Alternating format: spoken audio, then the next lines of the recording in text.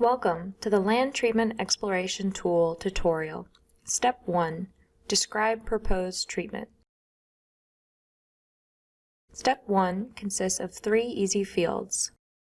First, enter the name of your project. This field will remember prior names you have used.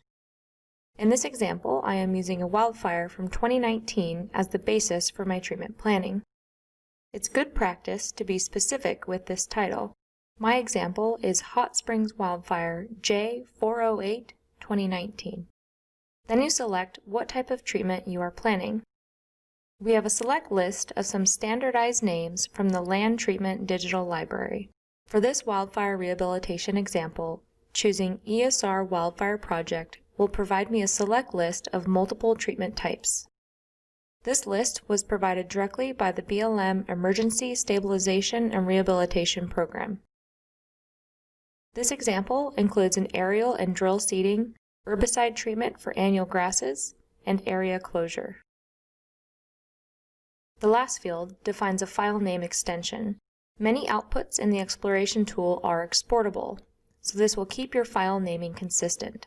Clicking Same as Project Name will populate this field with your project name. Clicking Next Step takes you to Step 2.